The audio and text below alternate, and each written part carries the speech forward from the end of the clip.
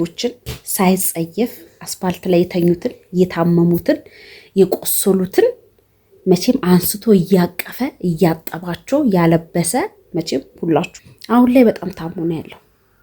ጸልዩልኝ እያለ ነው። አብታለው ታዋቂ ነው። ጸልዩለት ነው የጠየቃችሁ። እኔ ትናንትና ሲያስተላልፍ ነው ያዩትና በጣም ባያነቀው ከናንተ የምፈልገው አለ። ከናንተ ምንም ነገር አይደለም፣ ብር አይደለም አለ። ምንም አላጣውም፣ የምበላ የምጠጣ ምንም አላጣውም። ያጣሁት ግን ጤና ነው። 900 ሺህ አለኝ። አስታውሱት፣ 900 ሺህ አለኝ እና 100 ሺህ ልሙላ 1 ሚሊዮን 100 ሺህ ጨምራበት 1 ሚሊዮን ለቤተሰቦቼ ቤት ሰርቻለሁ፣ ለራሴም ቤት ሰርቻለሁ። እና ሰላም ውድ የተከበራችሁ የቻናሌ ቤተሰቦች እንዴት ናችሁ? ሰላም ናችሁ? እኔ ያለሁኝ እግዚአብሔር የተመሰገነ ይሁን። ተመስገን ስለ ሁሉም ነገር። በሰላም አሳድሩን፣ በሰላም ለዚህ ሰዓት ላበቃ ተኝቶ ያልተነሱ በዛው ይቀሩ ለኛ ደግሞ ይሄን እድል ለሰጠን ክብሩ ይስፋ። እውነቴን ነው የምላችሁ ያየሁት ከትናንትና ወደ ምናምን ነገር ነበረ እና የእውነት በጣም ነው ያዘንኩት፣ እጅግ በጣም ማለት ነው።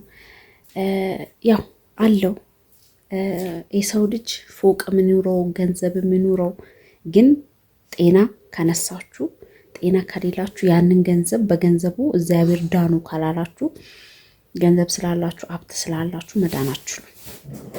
እውነቴን ነው የምላችሁ። ብዙ ነገሮችን አሁን እናንተ በፊት አስቀምጣችሁ ሄዳችሁት ነገር አሁን ብዙ ነገር ለገንዘቡ ለምኑም በቃ በጣም ትጨነቃላችሁ፣ ገንዘብ ለማከማጀት ማለት ነው። ግን ስለ ጤናችሁ ወገባችሁን አስራችሁ እየታመማችሁ እየሰራችሁ ያላችሁት እጅግ በጣም ብዙ ልጆች አላችሁ። ገኒ ደክሞኛል፣ ገኒ አሞኛል፣ ገኒ እዚህ ጋር እየወጋኝ ምን ማድረግ አለብኝ? ወደ ሀገሬ ልምጣ ወይስ ልቆይ? ኢትዮጵያ ኖሮ እንዴት ነው ብላችሁ የምትጠይቁ ልጆች አላችሁ። ይሄንን ነገር ስል ደግሞ ደረቴ ነፍቼ ለምንድን ነው ስለምታውቁ ስላላችሁ የጠየቃችሁ ስለምታውቁ እና በእናንተ ህይወት ላይ ሌላ ሰው አይደለም መወሰን ያለበት፣ እኔ አይደለሁም መወሰን ያለብኝ። እያመማችሁ ከሆነ ያንን ነገር ሰርታችሁ ለማን ነው? ማን እንዲበላው ነው? ያልደከመበት ሰው፣ ልፋት ያላየበት፣ ያልተሰደበ ሰው፣ ምንም ቁጭ ብሎ ደረቱን ነፍቶ ለተቀመጠ ሰው ነው የሚወርሰው።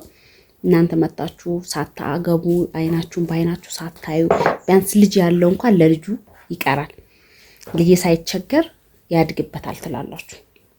ገብታችኋል? እሱንም እግዚአብሔር መርቆ የሰጠ ልጅ ማለት ነው። ሌላው ወዳው እንደሞቱ ወዳው ወይን እንደሞተች እንትን እንኳን 40 እንኳን ሳይወጣ ቤቱ ይሸጡ እናውቃለን።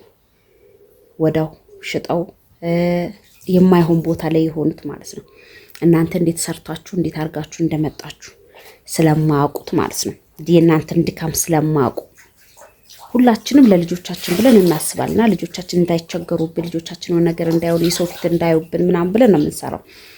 እሺ ያልወለዳችሁ ያላገባችሁ 35 40 ዓመት የሆናችሁ አላችሁ። እኔ ይሄን ነገር ለምንድን ነው አሁን ላወራ የመጣሁት? ስለእናንተ ሳይሆን ላወራ የመጣሁት በዛው ራሳችሁን እንድታዳምጡ ራሳችሁን እንድታስታውሱ በማለት ነው። ጥሩ ሰው ለምን እንደማይቆይ አላቅም። ብዙ ጊዜ ጥሩ ሰው አይቆይም በዚህ ምድር ላይ። እግዚአብሔርም መጥፎ ነገር እንዳይሰራ ይመስለኛል ወደ ራሱ የምጠራውና መቼም አብነት ታውቃላችሁ ምንድነው ባባዬ አብነትን ማቅ ሰው አለ ብዬ አላስብም። መቼም በጣም ብዙ ህዝቦችን ሳይጸየፍ አስፋልት ላይ የተኙትን የታመሙትን የቆሰሉትን መቼም አንስቶ እያቀፈ እያጠባቸው ያለበሰ መቼም ሁላችሁም ታውቃላችሁ በደንብ ሚዲያ ላይ ቲክቶክ ላይ በደንብ እንደሚሰራና አሁን ላይ በጣም ታሞ ነው ያለው። ጸልዩልኝ እያለ ነው። አብታለው ታዋቂ ነው፣ ግን እግዚአብሔር የሚወደውን ነው የሚፈትነው።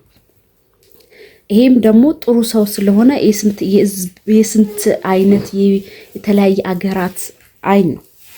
ይሄ መቼም አይን ነው እንጂ ተፈጥሮ አብሮ የተወለደ በሽታ አይደለም።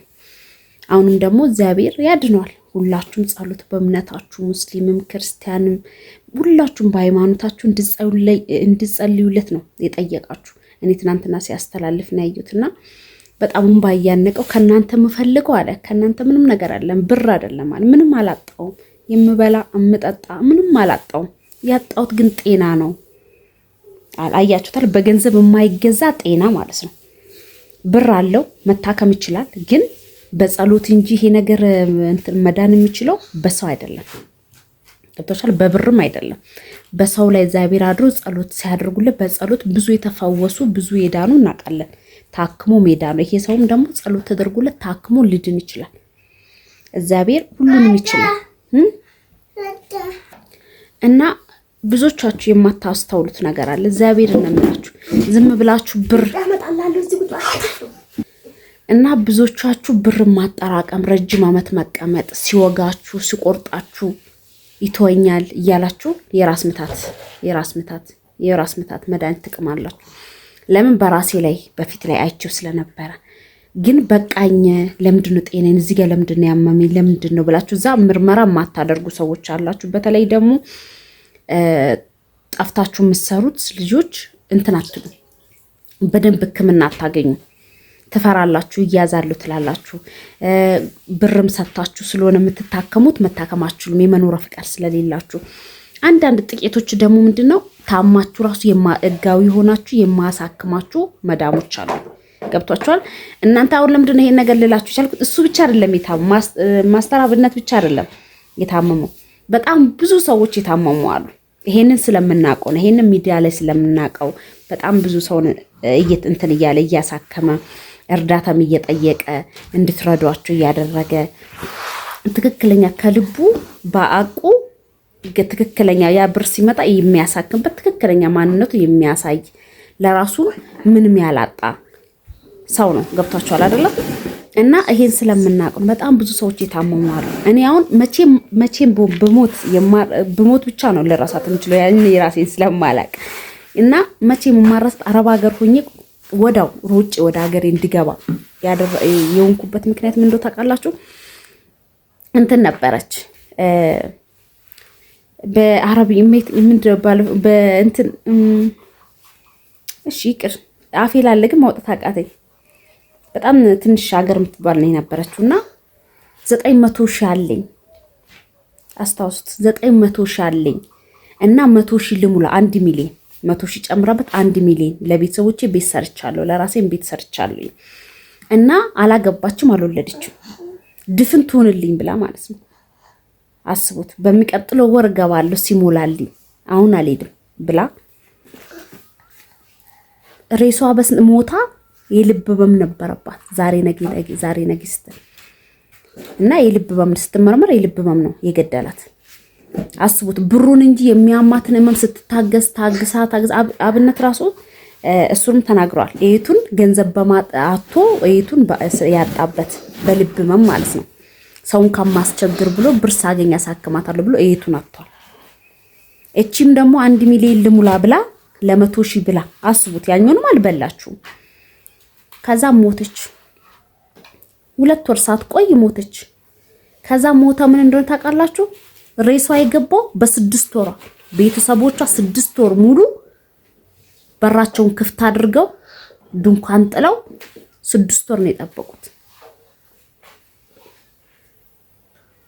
ብታምኑም ባታምኑ ይሄ ነገር በደንብ ሚዲያ ላይ ተወርቷል። እንዲህ አልኩኝ እኔ እንዴ የዛን ጊዜ ብታምኑም ባታምኑ 10 ሺህ የለኝም አካውንቴ ላይ የሰራሁት ግን የ3 ወር ደሞዝ ነበር። ሴትዮዋም አልሰጠችኝም ነበር ገና ልትሰጠኝ ማለት ነው። እንዴ ባይበላስ እንደው ለምን ሀገሬ ላልቀበርም 6 ወር ከምቆይ እንዴ ትቼው ለምሞት ይሄንንም ገዛ ያንንም ብገዛ ምን ማረግልኝ? ይዤ የምሄደው ጥሩ ነገር መልካሙን ነገር ነው ይዤ የምሄደው ብዬ እውነቴን ነው የምላችሁ ቆሮጥ። አሁን ለእግዚአብሔር ይመስገን እዛ ሲያመኝ የነበረው እዛ ጤናዬን ሳጣ የነበረው እግዚአብሔር ይመስገን። አገሬ ስገባ ግን በቃ እሞታለሁኝ ብዬ ነበር የገባሁት። እግዚአብሔር ግን አይኔን በአይኔ እንዳይ ብዙ ነገሮችን እንዳይ እንድፈት ምንድነው አይዞህ እኔ እና ብዙ ነገሮችን እንዳይ አንዳንድ ጊዜ በቃኝ በሉ። ወርቅም ቢኖራችሁ ፎቅም ቢኖራችሁ የተለያየ ነገር ቢያምርባችሁ ወርቅም እዚህ ጋር ደርድራችሁ በጆሮአችሁ በአንገታችሁ በእጃችሁ ብታደርጉ ማለት ትታችሁት ነው የምትኖሩት። አብሯችሁ መሄዱ መልካሙን ነገር ብቻ የሰራችሁት ነገር ብቻ ገብቷችኋል? ስለዚህ እኔ የምላችሁ ነገር ውድ ቤተሰቦች ራሳችሁን የታመማችሁ ልጆች በቃኝ ብላችሁ በርታችሁ፣ በእምነታችሁ ጸሎት፣ በእምነታችሁ ጸበል ግቡ። ስለዚህ ለሱም ደግሞ ለአብነት ጸሎት አድርጉለት። እግዚአብሔር በጣም መልካም ነው። የወደቀውን ሰው ከአስፓልት አንስቶ የተራበን ሰው የቆሰለውን ሰው እያዳነ የነበረው ከእግዚአብሔር በታች ነው።